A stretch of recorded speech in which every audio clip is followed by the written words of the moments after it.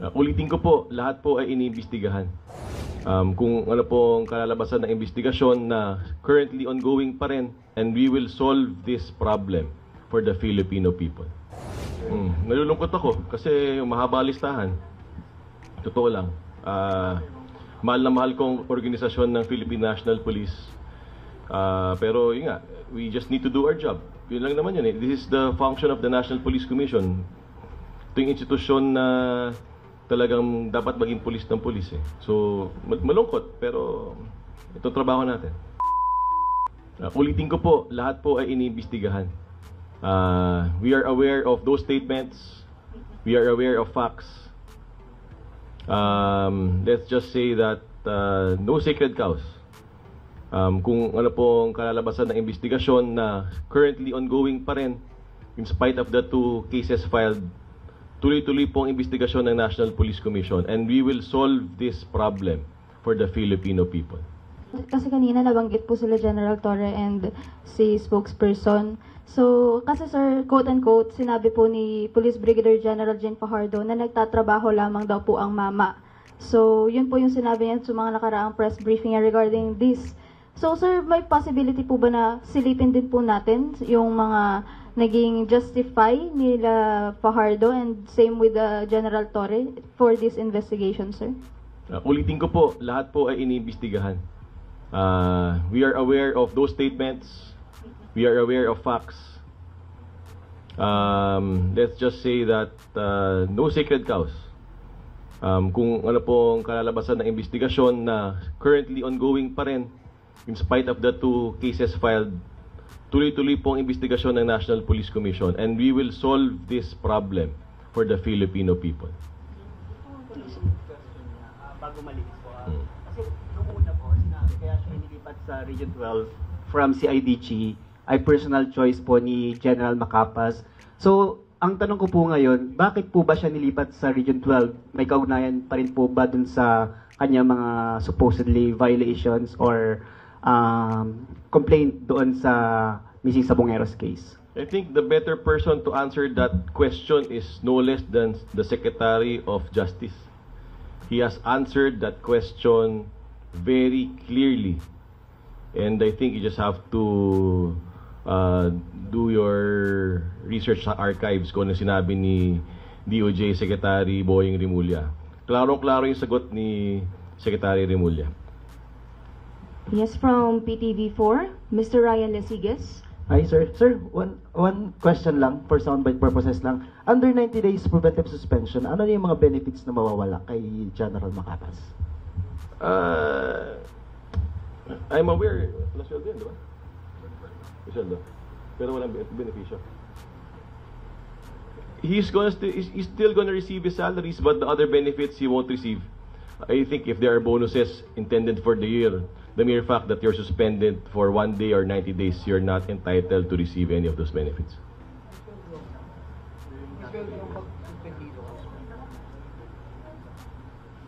May? Sa private sector. Check mo. Alam ko may sweldo. Sige. Are there any more questions? Yes, sir, Mr. Alan Gatus again.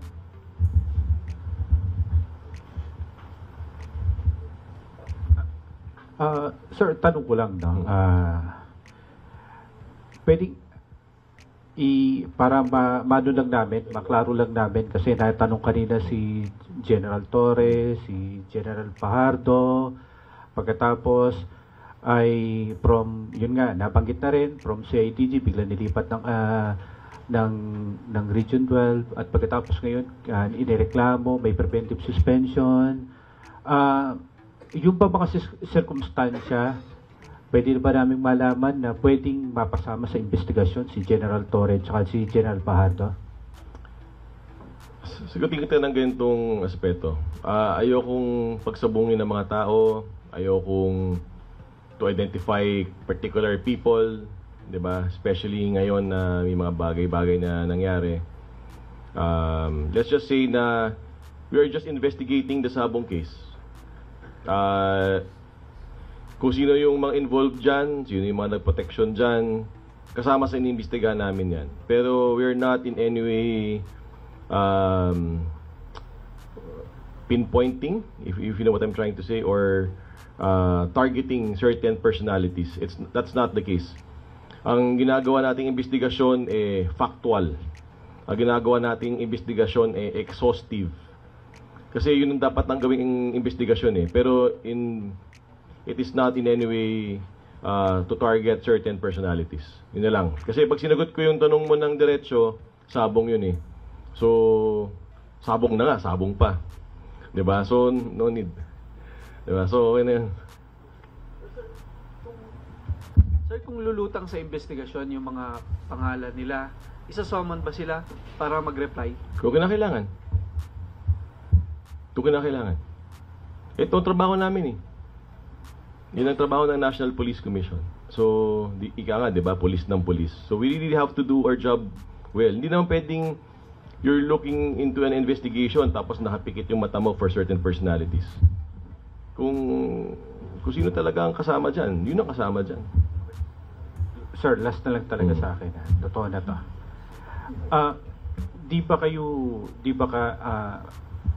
Lumalawak ba yung investigasyon ng NAPOLCOM sa mga police na involved?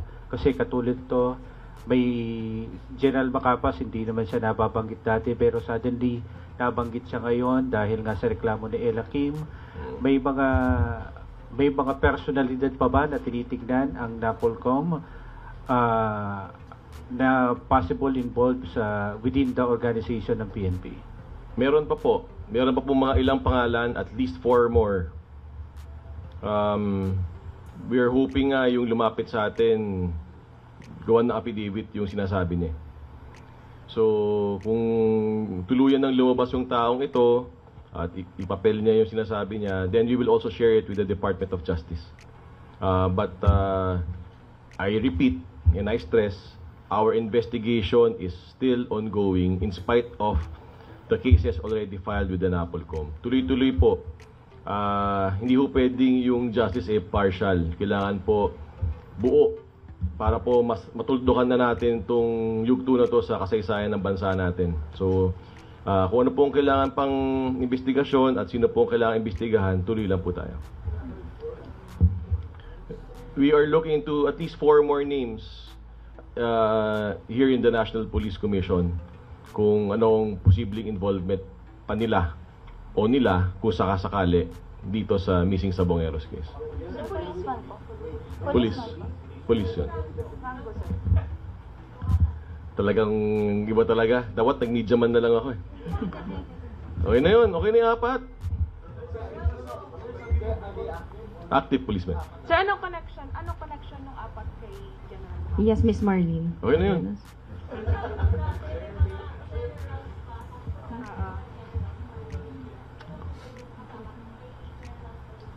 Meron. Lahat? General, sir. Okay na yun. Okay na yun. Sir, may Yes, Miss. Gutom na ako.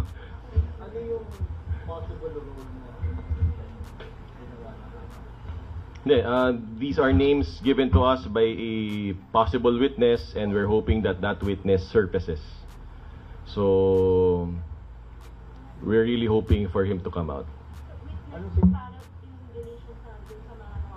Yes.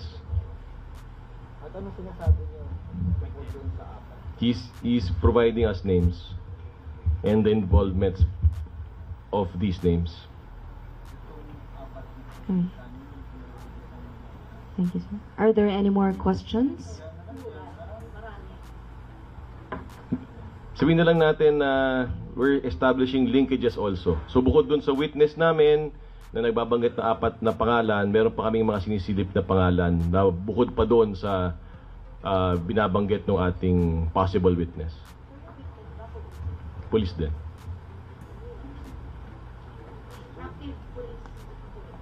No comment.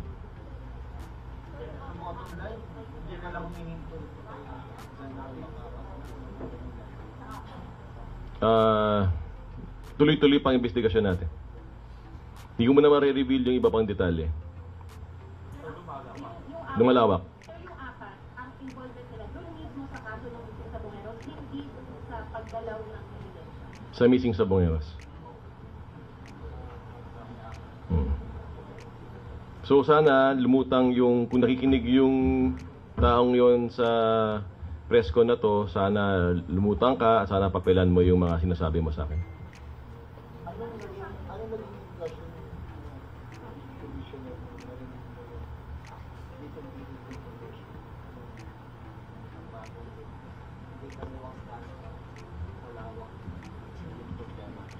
Nalulungkot ako kasi mahaba listahan. Totoo lang. Mahal na mahal kong organisasyon ng Philippine National Police. Pero yun nga, we just need to do our job. Yun lang naman yun eh. This is the function of the National Police Commission. Ito yung institusyon na talagang dapat maging pulis ng pulis eh. So, malungkot, pero ito trabaho natin. So, in total, sir, gaano karami ng mga active police yung under investigation ng DAPOL kung pagdating dito sa business? Ayoko magbigay ng total eh, kasi talagang open-ended. Tuloy-tuloy lang talaga eh. Dami naming figure out din as we go along. So yung police ba na sinasabi na witness, kasama din ba siya sa mga nakasama? Ayoko mag-comment. Sir, yung general na police po yung witness or tapos dun sa mga missing sa Bongeros po? Sangkot. Apat ba, na sinabi yung police na active na mayroong general ay naka-confine lang pa yung investigation doon sa isang region o umabot na tayo sa headquarters? Ayoko muna mag-comment, ma'am. Masyadong magaling ang media. Kaya nilang pagtagni-tagniin ng mga bagay-bagay. Sabihin na lang natin na nag-iimbestiga pa kami. Let us investigate in peace. Ayan. Pero, again, this is part of the people's right to know and the right of the media to ask questions. Pero ito po ang current state. Meron pa rin po tayong sinisilip na isa pa. Sana po nakikiusap po ako sa taong yon. Kung nakikinig ka, sana papelan niyo na po yung sinasabi niya sa akin. Sinasabi mo kumbaga sa whistleblower, marami siyang alam, pwede niyang ituga yung mga police na kasama. Opo. Marami siyang alam. Marami siyang alam. I cannot comment. Aaron?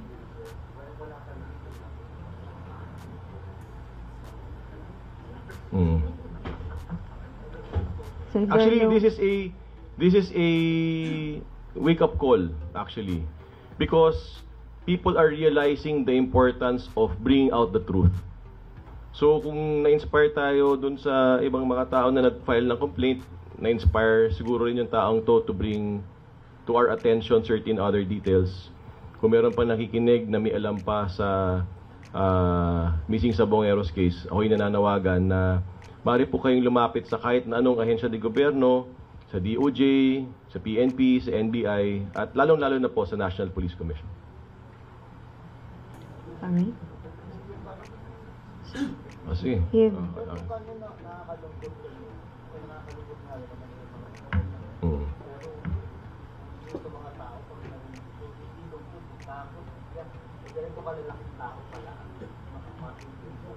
Kaso na ito.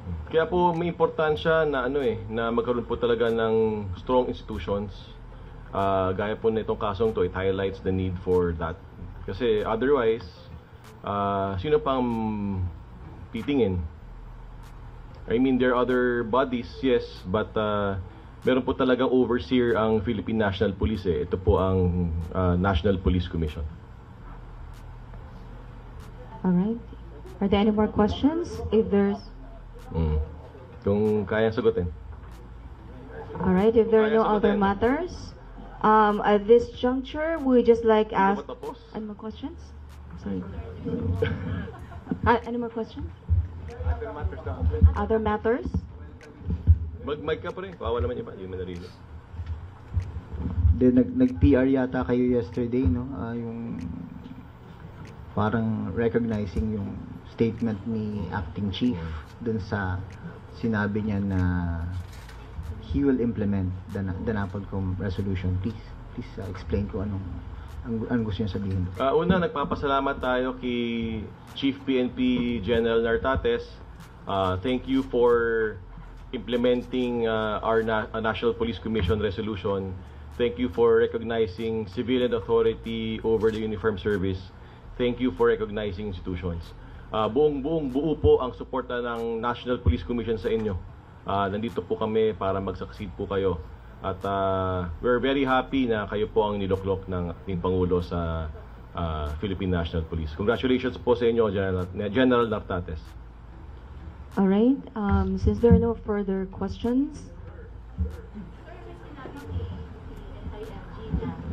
dahil yung 4-star na kay General Torre pa, so ano magiging recourse ng NAPOLCOM for that? Kasi hindi pwedeng mag-full pledge na PNP chief si General Nartates kasi hindi pa sa kanya yung 4-star. So anong magiging solusyon ng PNP, ay ng NAPOLCOM, sir, doon? Una, pwede naman po yung senaryo na yon na may isang 3-star general na chief PNP pero mayroon pa ring 4-star general. May mga nangyari na po dati sa ating kasaysayan ng ganon. It's not the most ideal, but it is possible. So we will release a NAPOLCOM resolution very soon affirming the acting status, acting capacity of General Nartates as acting chief PNP. Then we'll take it from there. Pero mag-issue din kayo ng order kung saan malalagay si General Torre? That is for Chief PNP Nartates to decide and bring to the attention of the National Police Commission. Sabi ko nga, 'di ba? Actually napag-usapan lang sa media yung ikutan ng mga tao eh. But there were actually 2 resolutions issued. The first one is a memorandum circular by the National Police Commission. One date nun. NAPOLCOM Memorandum Circular 2025-002 dated August 12. Dito sa Memorandum Circular na ito na all third level designations, mga colonels and generals, dapat dinadaan sa NAPOLCOM muna. So ang na-highlight lang sa media ay yung NAPOLCOM Resolution number 2025-0531 dated August 14, yung mga lipatan. Pero dalawa yun eh. And this is not a walang other reason there but only to strengthen institutions. So it's upon our cursory review, kailangan talagang gawin yung lipatan ng tao because from our review nakita natin na di na dumadaan sa NAPOLCOM na noon naman ay dumadaan. So that's why we just need to reissue a previous NAPOLCOM resolution para klaro. So there's no other motive or ill reason behind that. So ano lang po, pagpapalakas lang po ng institusyon dahil yun po ang nakalagay sa ating saligang batas. Clear naman po eh. There shall be one police force, national in scope, civilian in character, to be administered and controlled by a National Police Commission. That is Article 16, Section 6. So, trabaho po namin na gawin po ang mga ginagawa po namin. Wala naman pong iba pang agenda po doon. Sir, iklaro ko lang, si General Torre po ba on leave o suspended? Ano ba ang status niya talaga? Wala naman pong any suspension order for anyone. So, yan. I think he intends to file a leave. So, he deserves to file a leave na. He should enjoy his service. Mga ilan days? Hindi ko po alam. I mean, narinig ko lang sa interview. Hindi ko naman, I'm not aware officially. I just watched an interview yesterday. Pero on leave, suspended pa rin siya as a regular police officer? Opo, parang ordinaryong tao. Parang ordinaryong empleyado na naka-leave. So, bakasyon.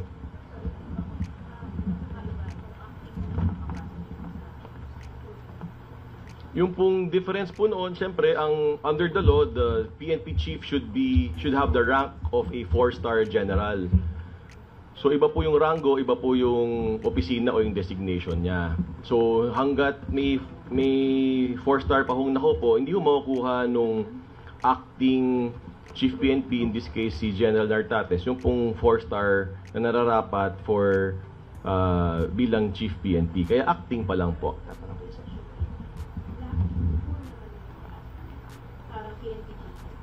PNP chief po siya. Full po ang kanyang powers. Kaya po kailangan pong i-affirm ng NAPOLCOM yung kanyang acting capacity. Wala po. Kaya we will make sure na it is all on board. Kailangan po legal. So we will issue the supporting NAPOLCOM resolution to help General Nartates in the performance of his tasks. Para wala rin hong question. So we will issue the corresponding NAPOLCOM resolution affirming his acting capacity. Pero sir, may kumakausap po ba kay General Torre para at least kumbaga mag-retire ng mas maaga or wala pong ganoon. Pag-sweldo, sir, ano ang sasagutin sa ni General Nartates? Pang-lieutenant, dahil ang function niya is pang-chief PNP, pang-4-star. Pero ang rango niya is 3-star. Ano ang sweldo ang... Yung sweldo po niya pang 3-star lang din po. Tulubo siya. with full authority? Tapos si General yung paid yung 4-star.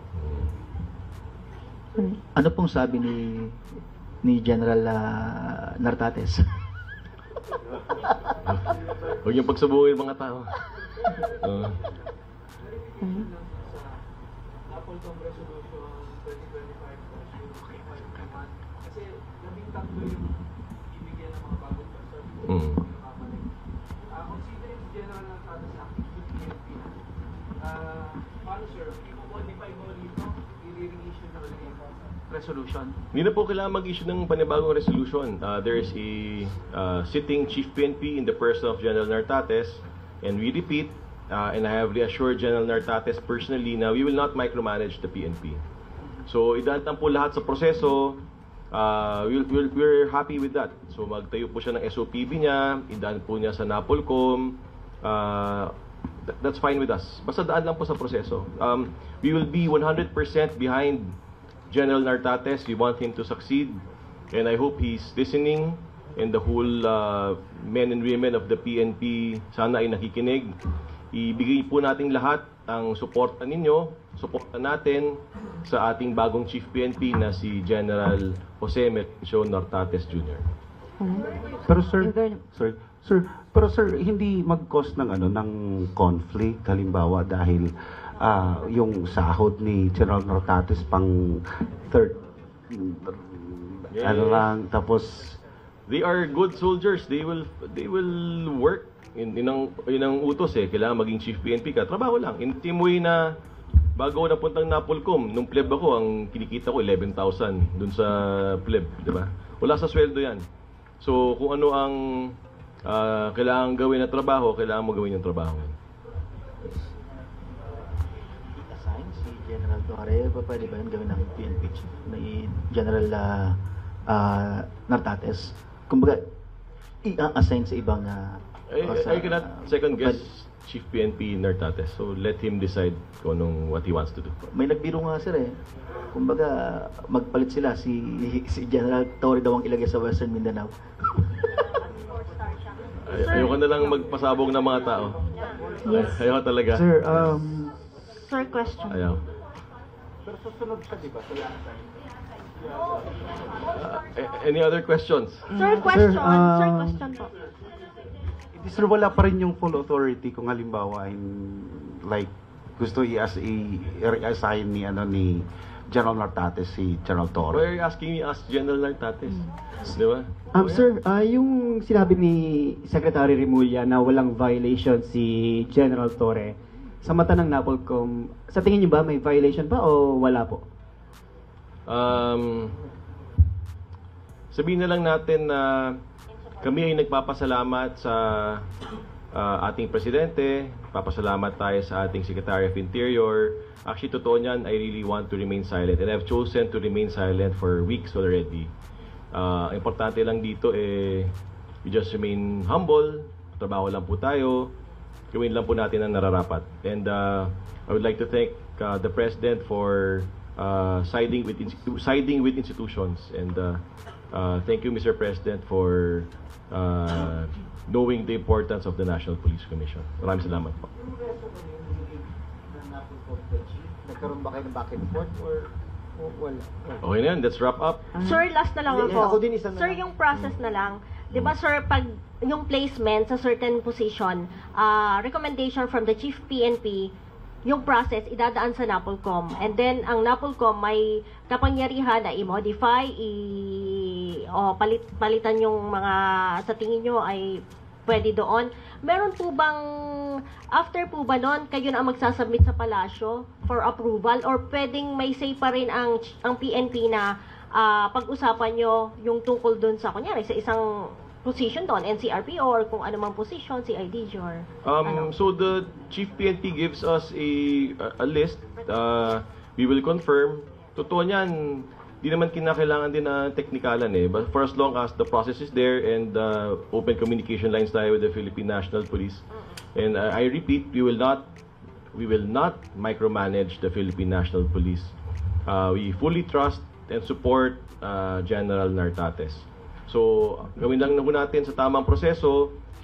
Meron pong NAPOLCOM, may trabaho po ang NAPOLCOM, may PNP po, may trabaho pong iba rin ng Philippine National Police. We just need to coexist peacefully. They are our brothers. Wala pong any animosity towards the two institutions. So, magsusuportahan lang po ang PNP at NAPOLCOM. So, ibig sabihin, sir, kapag merong nakalagay doon na sa a certain position, pwede pa din yung pag-usapan Opo, at pwede po. palitan kung Pwede po. sino yung ano. Thank you, sir. Lahat po ng bagay na pag-uusapan.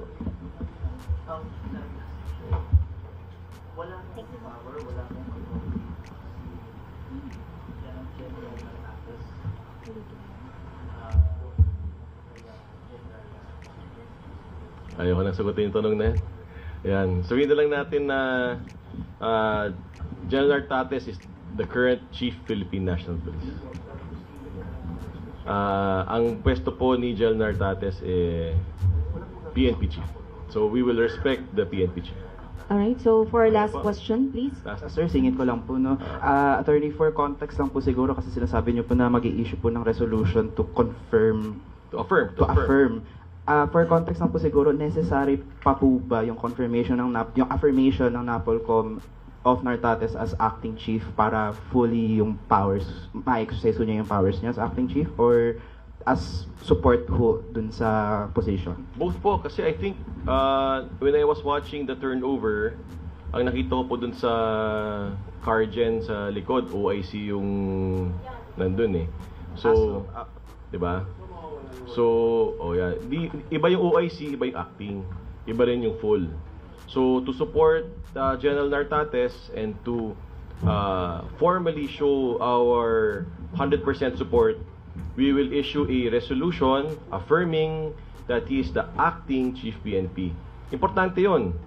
Bakit siya importante? Kasi kung OIC, ano lang yun eh, daily routinary functions of the office. Walang discretionary power. Kung ikaw ay acting, you have full powers. So you have in your tools yung discretion. You can exercise your discretion. And the Chief PNP, particular in this case, General Nartates, should have full control dun sa mga ganap dun sa Philippine National Police. So yun ang pagpapakita namin ng buong suporta namin kay General Nartates. Wag ako tanongin mo. Sir, attorney, singit ko lang po ulit po, no. Nabanggit po kasi ni General Nartates yesterday ho na he will implement yung NAPOLCOM resolution nyo ho. Have you met or talked na po with the acting PNP chief? Oo naman. First day. First day. I purposely spoke with him nung walang media. Ayan. So, pinuntahan ko siya sa bahay niya. Ayan. So, Before or after? After. Did you tackle, I spoke with him before, I spoke with him after. Pero sabi ko nga, di naman kinakailangan lahat ni ang galawan, lahat ni camera eh. So, importante nagtatrabaho lang tayo. Did you tackle po, sir, yung pag-implement po ng resolution? We spoke about it. Kaya nga tutuwa ako kay General Nartates eh, because he understands institutions. And I personally salute Chief PNP Nartates kasi naintindihan niya yung importansya ng National Police Commission.